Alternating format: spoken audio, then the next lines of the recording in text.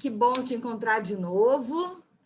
Um oizinho aí para todo mundo que está nos assistindo, né? Que está acompanhando todas esses nossos papos tão bacanas aqui no Bora Viajar de Novo. Te convido, bora viajar de novo?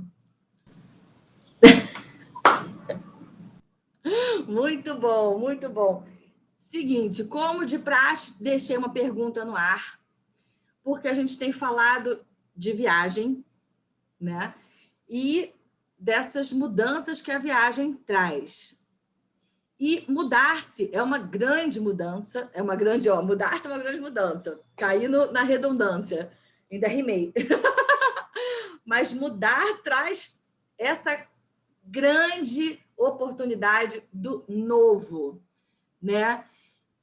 Essas mudanças todas que a gente citou no nosso último encontro, que são sociais, que são de áreas, que são de expectativas e que são mudanças geográficas, né? Então, você teve esse deslocamento e para uma localidade, se saiu do Rio de Janeiro, foi para o interior de São Paulo, numa paisagem completamente diferente, que traz um ritmo de vida completamente diferente, onde parece que o tempo passa diferente do que numa cidade grande, onde todos estão com pressa, todos estão atrasados, todo mundo correndo atrás de tudo, e aí você vai para um outro lugar. Então, eu queria que você me falasse, me respondesse, primeiro, por que essa mudança na sua vida e quais são essas grandes diferenças que você está encontrando, né? Como a gente também já falou que a comparação é inevitável, né? Então, a comparação também deve ser inevitável quando se escolhe fazer uma mudança como a sua. A mudança foi muito necessária porque eu cansei do barulho excessivo, cansei do agito frenético, constante da cidade grande, a velocidade, a sensação de estar na rodinha do hamster, e vai, e vai, e vai, mas por que eu estou andando mesmo? Né? E aí os lugares estão sempre cheios, enfim. Eu não estava satisfeita também com a minha vida profissional, e isso já estava afetando a minha vida pessoal. Então, esse esgotamento, essa saturação fez com que eu buscasse esse novo caminho. Uhum. Por um tempo, eu já estava saturada e eu ia dando truque na vida para ver se eu conseguia um pouquinho mais, mas chegou um momento que estava insustentável. Né? Então, eu precisava estar mais próximo da paz e da energia da natureza, sabe? Agora, em Piracaia, eu estou construindo um novo ritmo de vida, mais personalizado para mim, para o que é essencial e me faz bem, e o que é bom para a minha família também. Né? A gente está construindo isso, é um processo, né? De fato, tem os choques culturais, né? Tem a mudança de logística também. Né? Eu moro a 15 quilômetros da cidade, então eu tenho que ter uma dispensa, um planejamento. Quando eu vou na cidade, eu tenho que comprar isso, isso, isso. Né? Então, na verdade, eu acredito que a migração definitiva, Thelma, ela só acontece graças a uma viagem de migração rápida, né? Uma viagem breve, de passagem, de turismo. Né? Então, opa, você viveu aquela experiência, gostou, e tem alguma coisa ali para você. Né? E aí é lógico que depende da circunstância de vida de cada um, né? O contexto, né? De vida da família, se você está sozinho ou não. Quando você está em família, tem um tempo que tem que ser coletivo, né? Ah, sim. Os processos são individuais e coletivos. Cada ser humano tem uma necessidade diferente de segurança e de bem-estar, né? Então, a gente tem que tomar muito cuidado, se ouvir, ouvir o outro, né? E afinar cada vez mais essa comunicação. Né? Porque nesse momento eu estou saindo do excesso e vou para o menos, né? Então, menos quantidade e mais qualidade, em todos os níveis. Né? Então, a vida é fácil? Depende.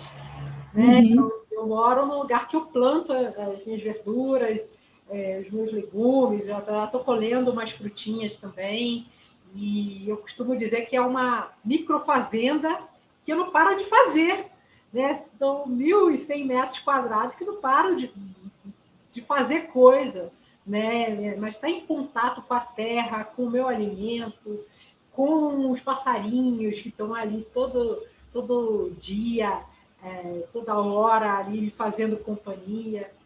Uau! Coisas da vida e da natureza que na cidade grande você não percebe.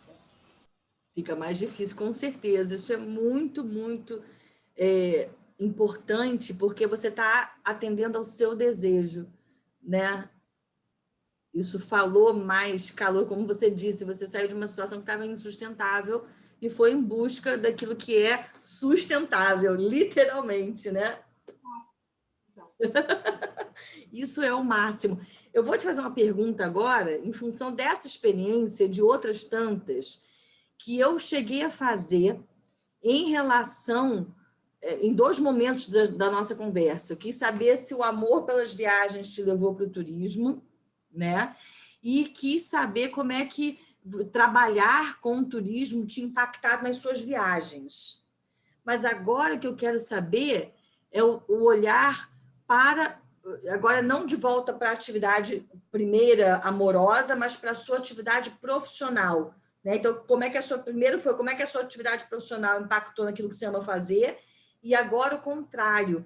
Como é que toda essa vivência, que não é pouca e que não é rasa, é profunda, inclusive com essa mudança que inclui uma viagem, né? Sair do Rio de Janeiro para ir para Piracaia, tem um deslocamento, tem uma viagem, e cabe para uma mudança basicamente as mesmas perguntas que cabem para uma viagem. Por que eu estou indo, o que eu levo, onde eu vou ficar, né? Basicamente, a coisa se repete, mas para uma chegada que vai ser duradoura, né?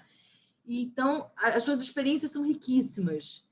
Isso impactou no seu olhar para o turismo, no sentido profissional, de ser uma profissional de turismo? Isso te transformou como uma profissional de turismo? Sim, certamente. Certamente o meu olhar sobre as viagens mudou com o passar do tempo. Inevitavelmente, né? Porque quanto mais eu viajo, mais esse músculo de ampliação, de bagagem de vida, de percepção, ele se desenvolve. Né? Então, assim, quanto você aumenta o leque de experiências, de vivências através de viagens, o seu olhar muda automaticamente. Ele começa a ser mais ativado, né? E eu acho que ele nunca mais para, inclusive. Né? Então, desde excursões mínimas, eu saindo da minha casa, indo para a cidade, eu vejo coisas que já valeria para uma viagem de criança, como eu comecei falando lá atrás, já transforma a experiência desse deslocamento. Né? E é uma coisa boba, é uma viagem de trânsito, é um deslocamento simples, né? De 15 quilômetros. Né? Porque a paisagem muda e os eventos que acontecem, as coisas que acontecem ali, né? Só que é o olhar atento. Né? Muita gente... Às vezes eu estou com gente no carro e falo, e aí, você viu isso? Não. Né? Então, a primeira é muito curioso, porque a sua pergunta me fez lembrar da primeira viagem organizada que eu fiz na adolescência, que era numa colônia de férias, né? Então, eu devia ter o quê? Uns 12 anos, e eu via, era uma semana em Guel Pereira, no estado do Rio. Uhum. E eu, os meus irmãos, a minha mãe e os meus 2 primos, e a gente ficava hospedado numa pousada, com alimentação incluída, com atividades, né, que eram criadas no próprio lugar pelas crianças. Uau! Né? E, assim, o meu olhar de mundo, né, ele ampliou a partir dessa grande viagem, né? Grande, pequena viagem, que não era nem a 100 quilômetros de onde eu morava, né? Mas proporcionalmente, né? Ele já estava sendo trabalhado nas viagens para a casa da minha bisavó, nas viagens de férias para a casa da minha avó. Uhum. E aí eu guardo memórias incríveis. Eu imagino. Lugar. Tipo, o homem que toda tarde chegava com a variante azul cheia de doce. Nossa! Aquilo era um evento na colônia. Imagino.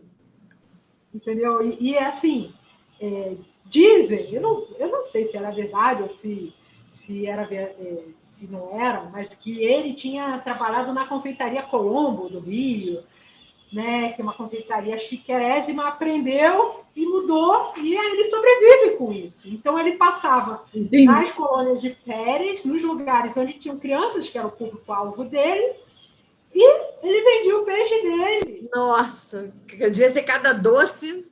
O empreendedorismo, a coragem dele, né, a ousadia, né, e assim, automaticamente, esse ano a gente vai passar as férias de julho ou de janeiro lá em tal lugar. Beleza, já vinha o homem. Já salivava. E fora a farra com outras crianças, né? A gente fazia campeonato de ping-pong, piscina, tinha um coreto, e a gente fazia muita arte, muita arte. Ai, que delícia! Foi a primeira viagem formal organizada, onde tinha um restaurante, tinha o meio de hospedagem, tinha umas regras, entendeu? E fora as que minha mãe colocava. Minha mãe criou um prêmio de bom comportamento. Imagina, a louca, viajando com 5 adolescentes, o que ela fazia para manter a galera sob controle. Né? Eu nunca consegui ganhar esse prêmio. Ah, não! E a todos. A única vez que eu quase ganhei, no último dia, eu tive uma febre horrorosa. E eu detesto remédio. Aí eu não esqueço. E minha mãe com aquele Tilenol vermelho. Perdeu o prêmio. Essa é a viagem de bom comportamento. Mas ficaram as boas memórias e isso entrou no bolo. Com certeza. Com certeza. Que delícia. Adoro isso, adoro. E aí, tá curtindo esse bate-papo com a Jana? Semana que vem a gente continua ele. Basta se inscrever aqui no canal, ficar ligadinho que você não vai perder nem um pouquinho dessa conversa. Bora viajar de novo?